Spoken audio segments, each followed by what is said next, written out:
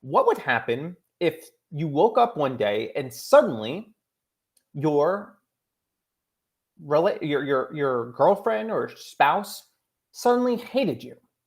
We are also going to be talking about the ongoing crisis of squatters. This is something I talked about recently, and it's going to get a whole lot worse before it gets better.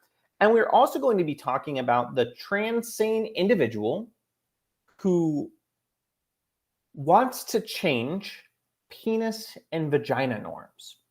So, yeah, we got a lot to unpack today. It's going to be a pretty full episode. And Yeah, I think let's just dive into it. Actually, before we do, if you like this content, please like, share, subscribe, do all those things. That helps me out a great deal and interact in the chat. And I do have to give Taylor Dude a shout out because, as always, I was muted in the very beginning. I just can't help it. I just can't help it.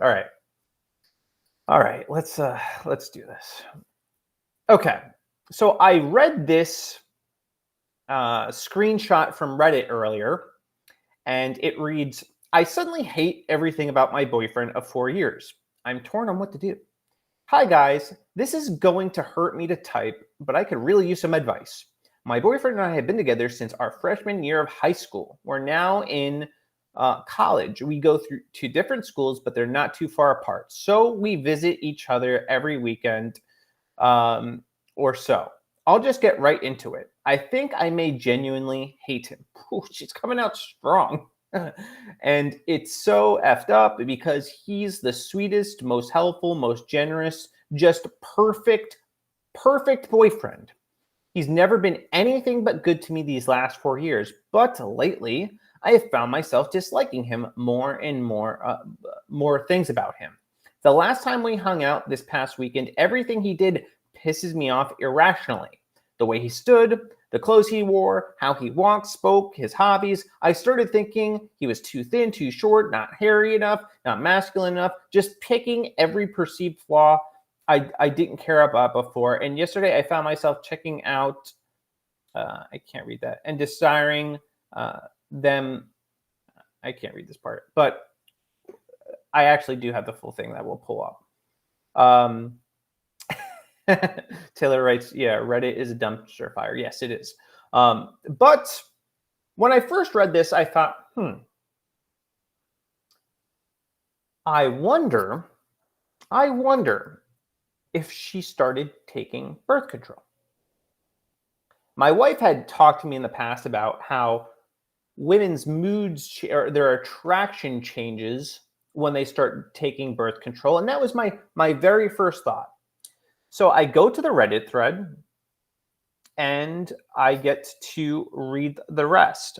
So that last part of that is, yesterday I found myself checking out other guys and desiring them when I have never ever desired people like that. Looks never mattered to me. But despite these awful feelings, the thought of leaving him breaks my heart. He's my person. It's been 4 years, and we were with each other through so much. I don't understand how I can go from love to hate like this, especially when the things I hate aren't even his fault. Please help."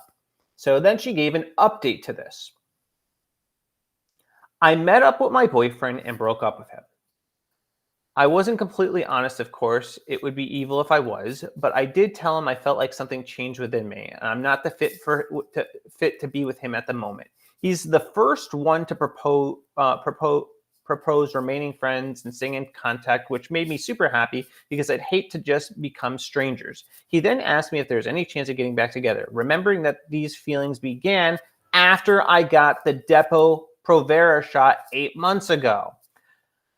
I said there probably would be a chance after my hormones became regulated again. I loved him before that godforsaken shot, so there's a chance that I'll love him when it's all out of my system. It was overall a very amicable breakup." That's insane to me. That's wild to me that you can take a shot, take hormones, be in love with somebody, be committed to them, be in a relationship with them, and then suddenly you hate everything about them. I think this should be a bigger deal than it actually is, because this is a marriage destroying drug. This is a relationship destroying drug. And then we start to wonder why, maybe women are a little bit more promiscuous. Maybe they're a little bit more loose. Well, maybe, just maybe, the hormones that aren't conducive to their body are doing something to them. And I share this story because there are men that are entering the dating field, and they probably don't know about this. They probably don't know that this is reality. So, they're with their girlfriend, and then suddenly she's, her doctor recommends, hormones. They're like, they don't think it's a big deal. And then they're scratching their heads trying to figure out, well, what went wrong? What happened? And this is not the first time I've heard this. My wife listens to some other podcasts, and she's been telling me about this. And it's definitely alarming. But this isn't even the only story. There's another one I want to share with you guys because it's honestly heartbreaking. Like, I feel for this dude. Birth control ruined our relationship. I am a male 25, and I guess he had a female 22 girlfriend. We had a very nice and good relationship with my girlfriend 5 months. She started using birth control pills a month ago, and her mood, libido, and mental health got really bad. Let me give you a brief description. She always wanted sex. She was very high libido, as well as me, and we were extremely satisfied with her sex life. Well, they should be married, but they aren't. And we've been romantic, both, but she more than me. Everything was really unexpectedly good. Traveled to 3 new countries together. She had a full-time job, uni, and other things. She is also busy most of the time as well as me, but it was kind of a big plus, and it was a good aspect for both of us. We spent a lot of time together, and we're always saying if something is wrong, and that is why we never had any conflicts. Talks were more about feelings, and that we were so happy, and we are so happy. And man, this is like, just does not read well, about how it is kind of strange that everything goes so good. Another thing to know is she is quite emotional and can start crying if the art she sees in a gallery is sad, but it was never a problem for us, more of a plus. Again, she was not angry on me. At least, seriously, I don't know what he's really trying to say. Angry with me. Birth control pills, here it starts. She started using it a month ago, and her mood started to become extremely unstable, laughing 5 minutes, crying for no reason. The first week of using birth control, I started to feel like something was wrong with her. She became very silent. She was saying she has a lot of depressed thoughts, but I will manage myself. No need to help with. After our last trip, she asked not to communicate with her for 5 days. She wanted to get into a normal state and decided that what she wants to do, to give her space. She was really very strange in behavior, and I started feeling like I'm losing her. But she was saying we will not break up. She convinced me that we would not break up for sure, and it was only her mental problems. Well, it was only about her problems. At the end of our silent, I guess that they're not talking, we agreed to talk about everything and met yesterday. We broke up yesterday. And she said that she still loves me, but she does not have romantic feelings for me. So another dude that was in a relationship, girl started taking birth control, and then suddenly she's going through mood shifts. He notices a change in her behavior, and then it ultimately results in them breaking it off. Could there be other factors? Maybe. I don't know. But I'm just going to take what they're saying at face value, because it does hold some weight. Now, my wife has never taken birth control. And one thing too so my wife has always made it a point to tell me that there's something very distinct about the way that I smell. So that's like like if I left a shirt, she would, when we were away, she'd smell my shirt because it would smell like me. Like, I don't think she's weird. It's very cute, but I have a very distinct smell, and I people produce pheromones, but what happens when like birth control alters the way that you, I guess, pick up on those pheromones, and maybe like what once smelled pleasant now suddenly smells repulsive, and it starts to change your chemistry and what you were originally attracted to in another person. So that's something that I've been thinking about. She's also shared some information with me about this chemistry. I'm not a scientist. I haven't done a lot of research into this. It's just something that made me think. And I read this article earlier that I want to share with you. All right. So this is by Sarah E. Hill. She's an evolutionary psychologist. She writes, if you ever had to suffer through an awkward middle school health class, there's a good chance that you probably heard all the stuff that estrogen does from the neck down to promote reproduction, a little follicle stimulation here, and a little endometrial lining proliferation there. I cannot believe I said that. However, there's a piece of the puzzle you probably haven't heard much, and just as important in the process of reproduction as it release of an egg. Wait, hold on a second. There's a part that I wanted to read, and I don't want to read all of this. Given everything that estrogen does to impact women's desire for sex and partner choice, it shouldn't be hugely surprising that the pill can have some pretty sweeping effects on a woman's sexual and mating psychology. But I still find this research shocking. It finds that in addition to predicting decreased sexual enjoyment and increased risk of sexual dysfunction, the birth control pill may also affect women who are attracted to, and who women are attracted to, and so in ways that have implications for their relationships in the long term. So this woman is basically saying what's ultimately happened to these guys. And this is something that I don't think is talked about enough, especially among men. My wife, the only reason I really know about this is because my wife has brought it to my attention. But it's something that I think is alarming, and not just there are other problems with birth control, like it causing fertility issues. That's proven. It definitely does that. It causes fertility issues. It can cause cancer, and it can cause, obviously, other mood swings like depression that we were reading about earlier. And I remember growing up or going through high school, and I remember a lot of the girls in my high school, they were taking birth control pills. My first girlfriend was prescribed birth control pills for her cramps, and she had acne.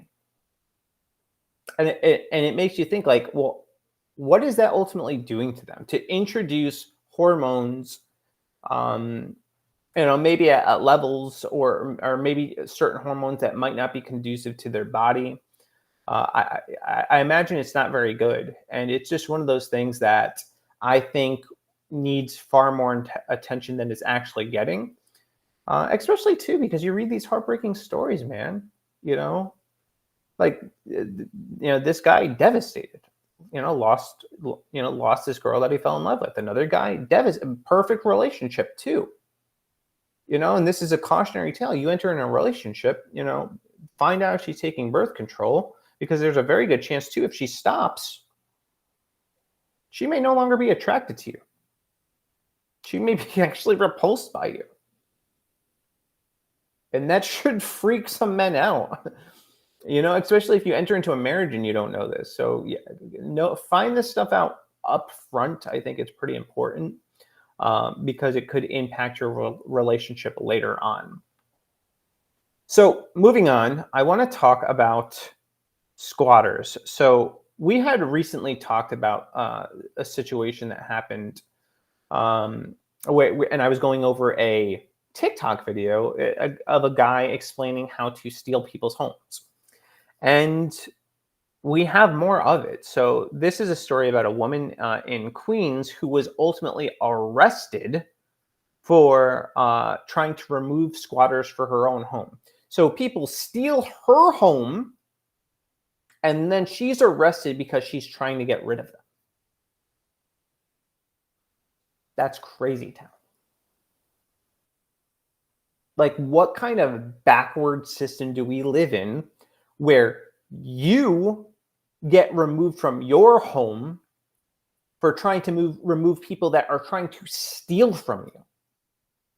And then law enforcement arrests you and not the thief. This is like breaking into a jewelry store, holding onto the diamonds. The owner tries to stop them, and the police are like, no. He now has a right to those diamonds. They're in his hand. They're his. He has rights. It's just backwards. But let's play a little bit. This is kind of long, so I'm not going to play the whole thing, but let's play a little bit of it. You be trying to steal my house. Yes, you are. How about that? A squatter standoff. A property owner confronts a group of people she says moved into her $1 million home in Queens, and our cameras were rolling as dozens of officers showed up. Several people were taken away in handcuffs, and one of those arrested may surprise you. Investigative reporter Dan Krauth joins us now with more on what happened. Tell us, Dan. Well, this is a very big growing problem. I received dozens of tips from viewers about this in just the past week. I went to do what I thought was going to be a routine interview. Instead, we capture what police and property owners are dealing with on a daily basis. I have video of you. Who are these people? Out the situation. Yeah, but they're in my house, man. Relax. No. To understand how this day ended, We need the police right away. with multiple 911 calls and arrests, we have to start at the beginning. Adele, the hardest question is, how do you say your name? We met Adele Andaloro outside the home her parents left her in Flushing, Queens. She's in the process of selling it, No, he locked it. but she's been locked out. She claims squatters moved in on February 6th and refused to leave. What's it like being here knowing you can't go inside of your own home? It's enraging. It really is. In New York, squatters have rights after 30. I would be losing my mind. Like if I had a home and I found out that other people were in it and trying to claim it, I would be seeing red. days. By the time that someone does their investigation and they do their work and their job, we'll be well over the 30 days, and this man will have stolen my home. And now she's back. Just after wrapping up our interview, a woman showed up. What are you doing in the house? Are you renting this house? Why are you here? She unlocked the front door, saw our cameras, and took off. It's open. Let's go in the house. It's open. Adele and her daughter, with the property deed in hand, went inside. This is my furniture. These are my curtains. She didn't just find her belongings inside. There's a man sleeping right there. Get out of my house. She found two men. How long have you lived here? I moved in about 2 days ago. They've called the police on me, and I've called the locksmiths. I didn't come in illegally.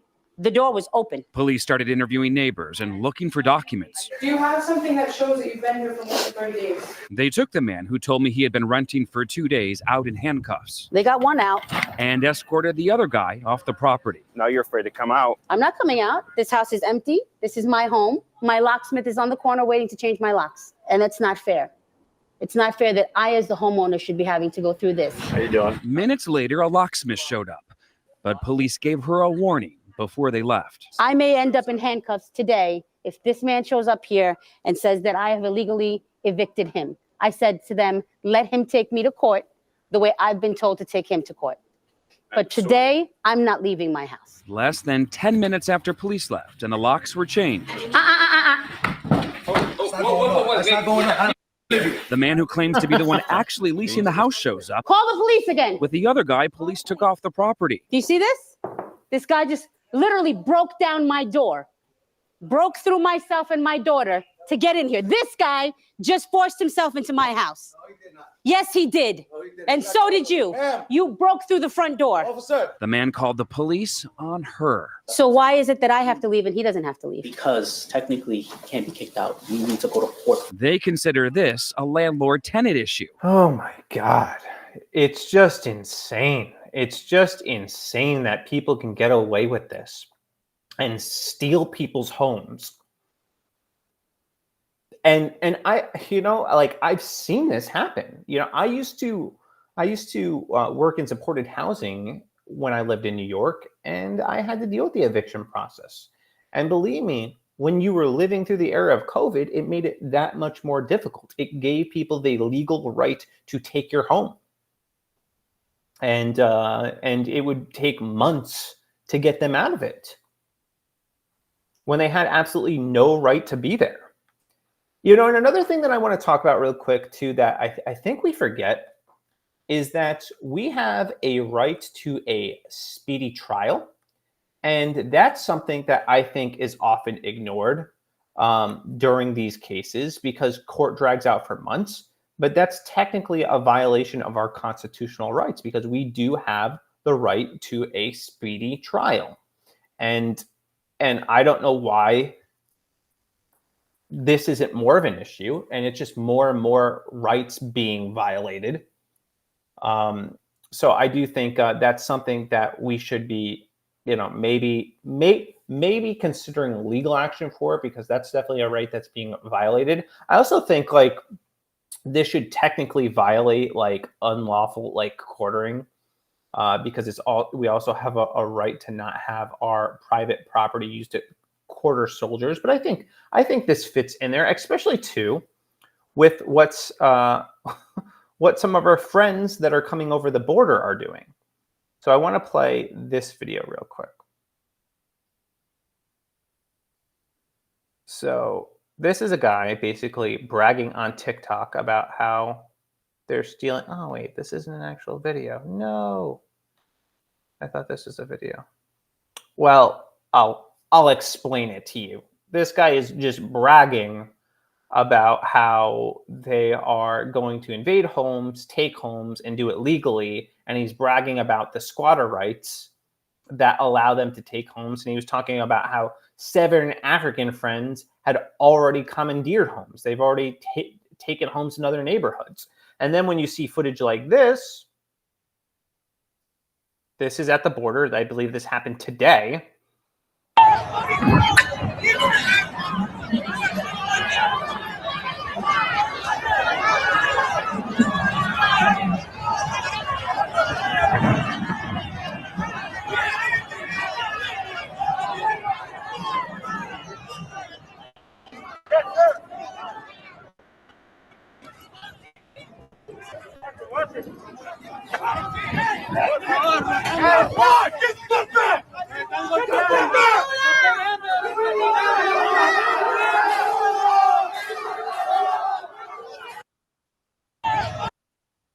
We have an invasion happening.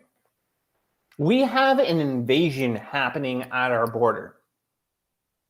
And honestly, we need to really rethink how we're dealing with this crisis, because these people are not coming in here with good intentions.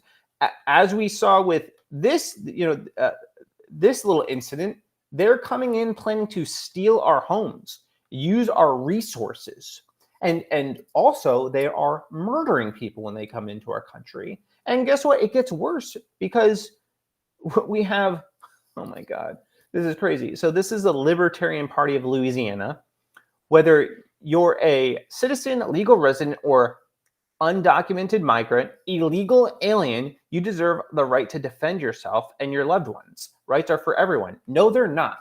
Rights are for legal citizens, not illegal foreigners who don't respect our laws, don't respect our values, and consist mainly of fighting age men. So now we're trying to make it easier for them to actually have the same rights that we do. And if they're coming in armed, illegally, in mass, that's scary. It's a literal invasion happening right now. They are storming our border, and it needs to be shut down. The wall needs to be built. The wall needs to be guarded with armed military, as we see here, and maybe we should start threatening to use lethal force for people that violate our laws. I guarantee you, people would think twice before coming in. But yeah, everything that needs to happen to reinforce our border, we have to do it. We need to stop sending money to Ukraine. We need to stop sending money to Israel. We need to stop helping out every other country other than our own and actually secure our border and prioritize American citizens. Or we will have more Laken Rileys.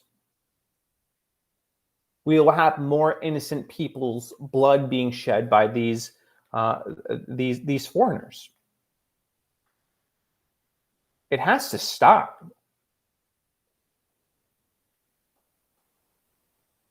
It has to. It's only a matter of time before we don't have a country anymore.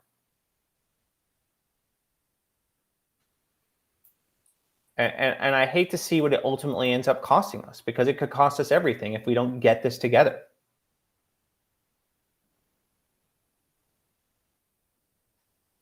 So yeah, my proposal: finish the wall, put in more barbed wire, maybe dig a moat around it, fill it with some alligators, have armed military patrolling it, maybe throw some mines in the moat too, and do everything that we can to keep them out.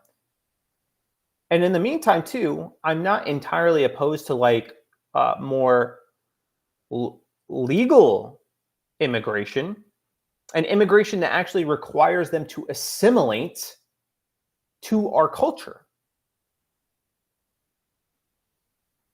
I don't think I would be as bothered if we streamlined the legal immigration process, but made it so that they were assimilating to American values and American culture. But at this point, it's so diluted that I don't even know what that looks like anymore. You know, and they don't come in here with respect for our laws and our ways. And they want to bring their culture in, and it starts to dilute our country to the point where one day it will look unrecognizable. It will become a different country. And it's really unsettling. And two, they're robbing our nation's people.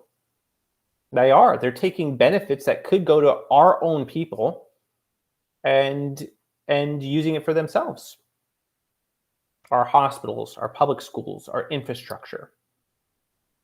They're taking advantage of it. And the Biden administration, open arms. I don't usually like super political, but I do think this is one of those things that is like an immediate threat and an immediate problem. And it shows zero signs of slowing down. And two, you know, like one thing that I liked that they were doing was bringing these people to like the sanctuary cities. I thought that was great at first, but now I think about it, I'm just like, well, now they're everywhere. They're everywhere now.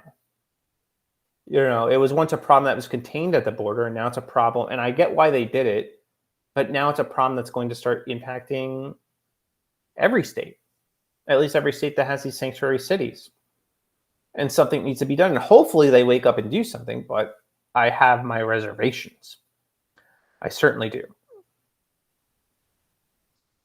So I do want to give you guys the heads up. I'm going to be live reacting to this. I've not actually seen the video, but if it's anything close to what we read in this headline, I am not optimistic about what we are going to watch, what we are about to watch. But the headline reads: do we have to stick to penis and vagina norms? Can we have genitalia that looks like flowers in abstract sculptures? Can we have multiple? Can they be interchangeable? And this is somebody with WPATH, which is basically the authority on all things transgender. A lot of the people that do this gender affirming care are informed by WPATH. And you have somebody, a certified clinician with them, that is trying to destroy normalcy and invert it into something twisted and weird. So let's play this video. Now, I identify as trans and genderqueer, and to me that means I like to play with gender, I like to problematize gender. I like to confront gender norms in how I present and how I move through the world. I feel female and male. I feel both and neither one. And so many of the labels that we use in this area feel equally authentic and inauthentic. And that doesn't even make if you just listen for a second, it doesn't even make sense. It's asinine. It's ridiculous. I feel like both genders, but then none. What does that even mean? It doesn't mean anything. It's just nonsense, craziness. And I simply can't tell where one gender ends and another begins. That's because this person has no basis in reality. I coined a term, at least I think I coined the term because I've never seen anybody use it, but transane. This is an individual that thinks they are the opposite sex, or in this person's case, every sex and no sex at all. Completely psychotic. Interventions allow some of us to change our primary and secondary sex characteristics. We have phalloplasty that creates a penis and a scrotum and testicles. We have vaginoplasty that creates a vagina and a vulva. We have chest masculinization and breast augmentation, all of which create bodies that are readable to outsiders, but it's clear that cisgender bodies are still the reference point. But will technology give us options that are artistic and creative? So I hate that word cis, but what it really means is normal. Because it's right. Male and female, that's correct, because that is the only two genders. Artificial limbs even now can transmit rudimentary sensory data back to the wearer. And it seems to me that a fully functional, artificial, sensate penis is maybe not that far off. But do we have to stick to penis and vagina norms? Can we have genitalia that look like flowers or abstract sculpture? Can we have multiple? Can they be interchangeable? And what about other areas of the body?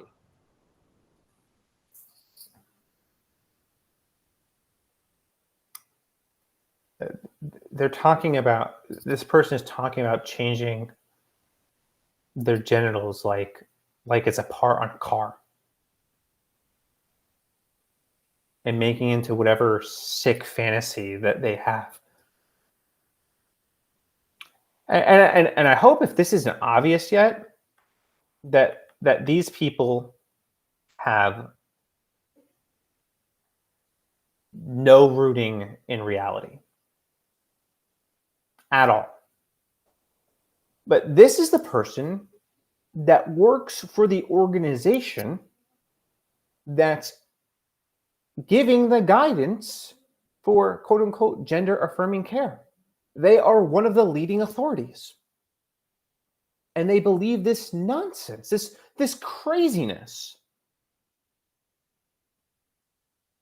Craziness, by the way, that they're pushing on our kids.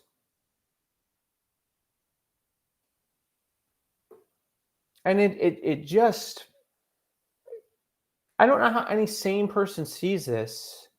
It's like, oh yeah, that makes sense. Yeah.